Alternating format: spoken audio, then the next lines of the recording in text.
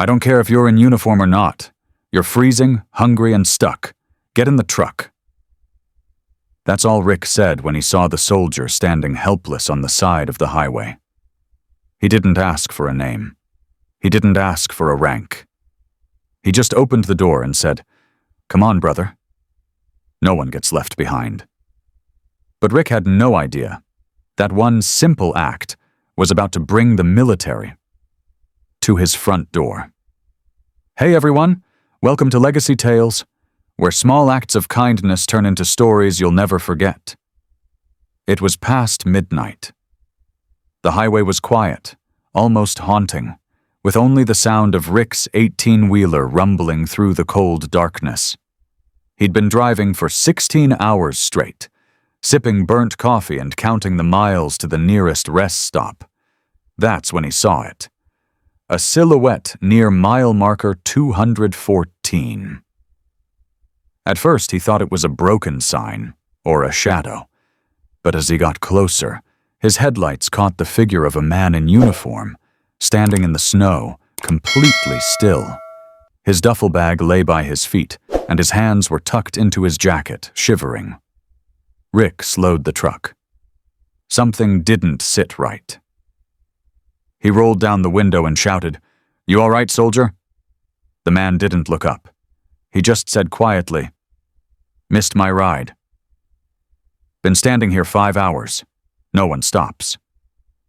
Rick didn't even think twice. He pulled over, jumped down from the cab, and opened the passenger door. "Get in. Heat's on. You can ride with me." The soldier hesitated. "I don't have any cash, and I don't want trouble." Rick chuckled. "I'm not an Uber, son. I'm just someone who knows what it's like to be left in the cold." The soldier climbed in. For the next hour, they barely spoke. Just the hum of the road and the quiet sipping of hot coffee Rick handed him. But Rick kept glancing over, noticing the mud on the boots, the dried blood on the uniform sleeve, and something else. Silence, the kind that carried pain. Finally, the soldier broke it. "I was on my way home. Last-minute leave. But the base transport broke down. I tried to hitchhike. Nothing. I was going to sleep on the side of the road." Rick nodded slowly. "Not tonight, man.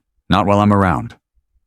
He dropped the soldier at a nearby bus terminal, gave him a few dollars for food, and drove off like it was just another day. But what Rick didn't know was who that soldier really was. And the next morning, everything changed.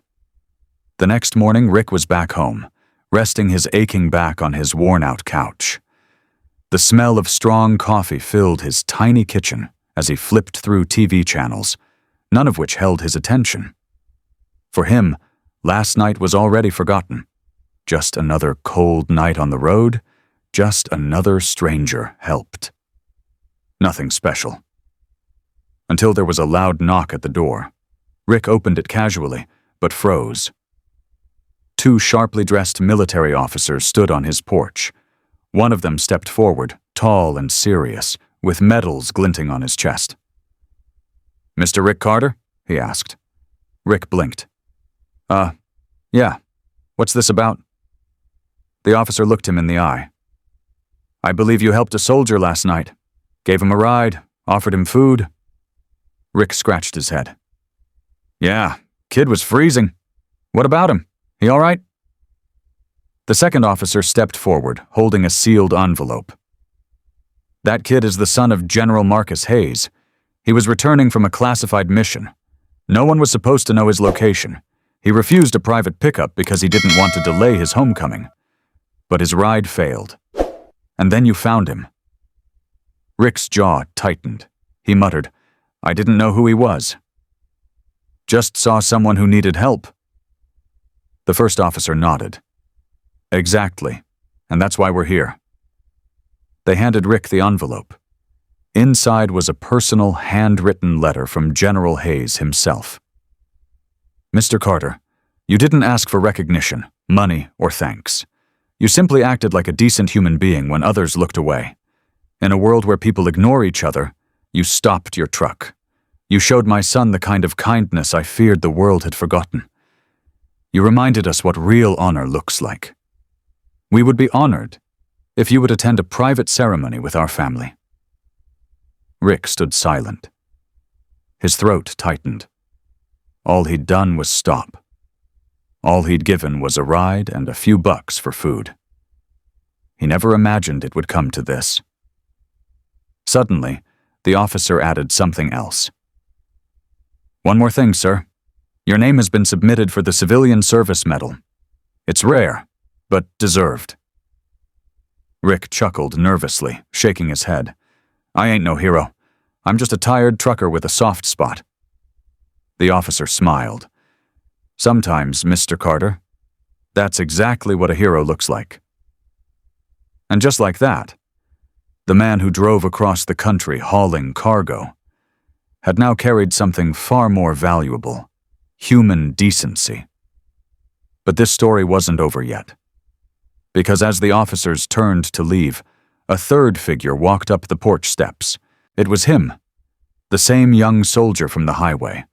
Only now, he was in full dress uniform, standing tall and proud. And in his hands was a small wooden box. He looked Rick in the eyes and said, "You saved me from a long, cold night.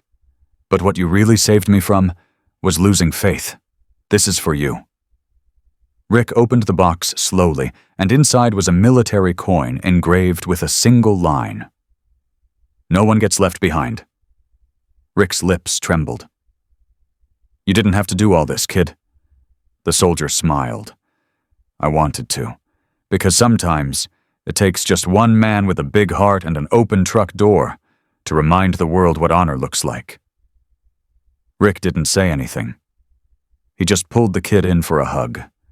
And somewhere, deep in his chest, something that had been quiet for years, finally felt seen, finally felt proud. Tell us in the comments, what moment in this story hit you the hardest? Where are you watching from? Let us know below. And if you believe kindness still matters, share this story with someone who needs hope today. Because sometimes, the simplest act can echo across an entire nation.